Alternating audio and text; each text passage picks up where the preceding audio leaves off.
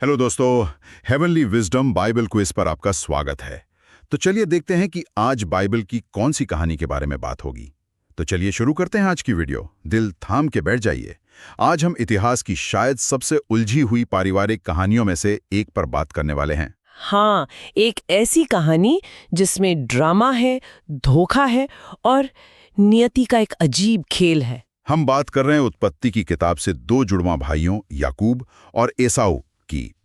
और हमारा मकसद सिर्फ इस कहानी को दोहराना नहीं है, बल्कि ये समझना है कि कैसे इंतजार, भविष्यवाणी और यहाँ तक कि एक कटोरी दाल ने मिलकर दो राष्ट्रों की नींव रख दी। और ये कहानी इसलिए भी खास है क्योंकि इसमें कोई भी किरदार आप कह सकते हैं कि पूरी तरह से अच्छा या बुरा नहीं है। हर कोई अपनी मानवीय कमजोरियों के साथ जी रहा है और उनके फैसले ही कहानी को आगे बढ़ाते हैं। बिल्कुल। तो कहानी शुरू होती है इसहाक से। उनकी उम्र 40 साल हो चुकी है और उनकी शादी हुई है रिबका से। अब उम्मीद यही है कि उनके पिता इब्राहिम को जो वादा मिला था वो इसहाक के जरिए आगे बढ़ेगा। लेकिन ऐसा होता नहीं है, कम से कम तुरंत तो नहीं। हाँ, स्रोतों के मुताबिक रिबेका संतानहीन थी और ये 1-2 साल की बात नहीं थी, पूरे 20 साल गुजर गए। और ये 20 साल का इंतजार बहुत मायने रखता है। उस संस्कृति में संतान ना होना एक बहुत बड़ा एक सामाजिक दबाव जैसा था। सही। पर यहाँ इसहाक का चरित्र सामने आता है। उन्होंने शायद अपने माता पिता के अनुभव से सीखा था। याद है, जब सारा संतानहीन थी तो उन्होंने जल्दबाजी में अपनी दासी हाजरा को इब्राहिम को सौंप दिया था, जिससे परिवार में बहुत क्लेश पैदा हुआ। वो एक इंसानी कोशिश थी। बिल्कुल। इसहाक ने वो गलती नहीं दोहराई। उन्होंने कोई शॉर्टकट नहीं लिया। बाइबल साफ कहती है कि इसहाक ने अपनी पत्नी के लिए यहोवा से प्रार्थना की। तो ये सिर्फ एक बार की प्रार्थना नहीं थी? नहीं, ये 20 साल तक चलने वाला एक अटूट विश्वास था।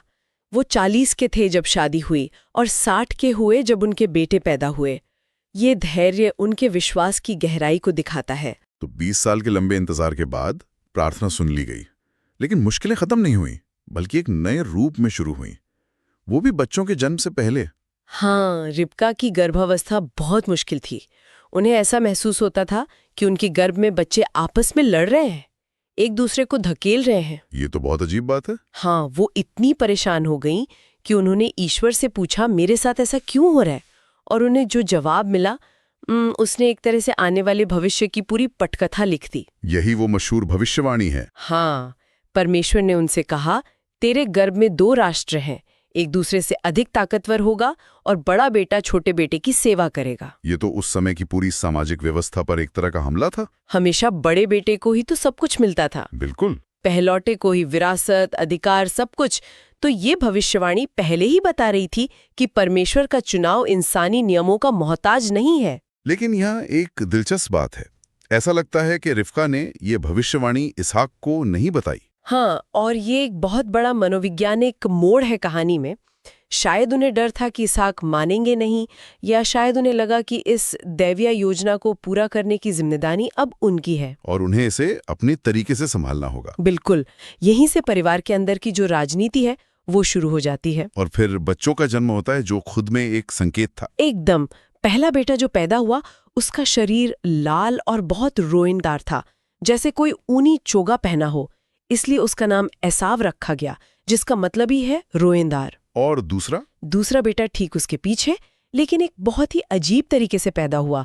उसका हाथ अपने बड़े भाई एसाव की एड़ी को पकड़े हुए था, जैसे कि वो उसे पीछे खींचकर खुद पहले निकलना चाहता हो। हाँ बिल्कुल। इसीलिए उसका नाम याकूब रखा गया, जिसका मतलब है एड़ी पकड़ने वाला, या मुहावरे में कहें तो धोखा देने वाला। तो उनके जन्म में ही उनके पूरे जीवन का संघर्ष छिपा था। सही कहा। और जैसे जैसे दोनों भाई बड़े हुए, ये अंतर और साफ होता गया। एसाव एक शिकारी बना जिसे बाहर रहना पसंद था, ताकतवर, साहसी। और याकूब एक शांत स्वभाव का व्यक्ति था, जिसे तंबुओं में घर पे रहना पसंद था। एक सोचने वाला, एक रणनीतिकार। और इस अंतर ने घर के माहौल को और भी बिगाड़ दिया, क्योंकि माता पिता ने भी अपने पसंदीदा बेटे चुन लिए। हाँ, ये बहुत दुखद है। इसहाक को एसाव से ज्यादा प्यार था। क्यों? क्योंकि एसाव उनके लिए शिकार करके अच्छा खाना लाता था। एक बहुत ही सतही वजह लगती है। बिल्कुल। और वहीं रिबका अपने छोटे और शांत बेटे याकूब को ज्यादा चाहती थी। शायद उस भविष्यवाणी की वजह से, या शायद बस स्वभाव की वजह से। इस तरह का जो पक्षपात होता है वो आज भी परिवारों में भाई बहनों के बीच एक गहरी दुश्मनी की नींव रख देता है। सही कहा।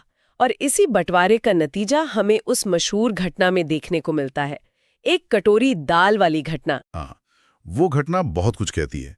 एक दिन एसाव शिकार से लौटा, थका हुआ, भूखा, और उसने देखा कि याकूब मसूर की दाल बना रहा है। और वो इतना बेहाल था भूख से कि उसने याकूब से कहा, मुझे वो लाल लाल चीज खाने को दे, मैं मरा जा रहा हूँ।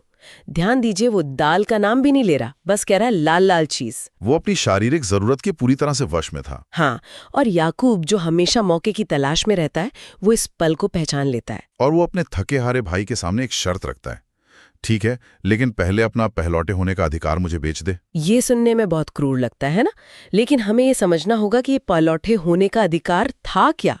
ये कोई छोटी चीज नहीं थी। इसमें क्या क्या शामिल था? इसमें पिता की विरासत का दुगना हिस्सा था, पिता का सबसे खास आशीर्वाद था, और पिता के बाद परिवार का मुखिया बनने का अधिकार था। और इस परिवार के लिए इसका एक आध्यात्मिक मतलब भी था। सबसे बढ़कर वही था। इस अधिकार का मतलब था इब्राहिम से की गई परमेश्वर की प्रतिज्ञा का वारिस बनना, यानी भविष्य का मसीहा उसी की वंश रेखा से आएगा। ये एक अनमोल विरासत थी। तो एक तरफ ये अनमोल विरासत और दूसरी तरफ एक कटोरी दाल। और एसाव का जवाब उसके चरित्र को पूरी तरह खोलकर रख देता है। उसने कहा, देख, मैं तो मरने वाला हूं, इस अधिकार का मैं क्या करूंगा। उसने पल भर की भूख के आगे भविष्य की उस अनमोल विरासत को कुछ नहीं समझा। बिल्कुल, उसने कसम खाकर अपना अधिकार बेच दिया, दाल रोटी खाई और चला गया। बाइबल आखिर में कहती है, इस प्रकार एसाव ने अपने पहलौटे होने के अधिकार को तुच्छ जाना। तो सौदा हो गया, अधिकार अब याकूब का था। लेकिन कहानी अभी खत्म नहीं हुई थी। अब पिता के आशीर्वाद की बारी थी। हाँ, जो उस अधिकार पर मुहर लगाता। कई साल बाद जब इसहाक बूढ़े और लगभग अंधे हो गए, तो उन्होंने अपने प्यारे बेटे एसाव को बुलाया, कहा कि जाओ शिकार करो, मेरा पसंदीदा भोजन बनाओ, ताकि मैं तुम्हें अपना आखिरी आशीर्वाद दे सकूं। वो अब भी अपनी पसंद पर कायम थे, भविष्यवाणी के खिलाफ। और रिबका, वो ये सब सुन रही थीं। उन्होंने इंतजार नहीं किया, उन्होंने तुरंत एक योजना बनाई। एक बहुत ही दुस्साहसी योजना। उन्होंने याकूब को बुलाया, घर से बकरी के बच्चे कटवाए, उनसे इसहाक का पसंदीदा भोजन तैयार किया और याकूब से कहा कि वो एसाव बनकर अपने पिता के पास जाए। ये तो सीधा सीधा धोखा था।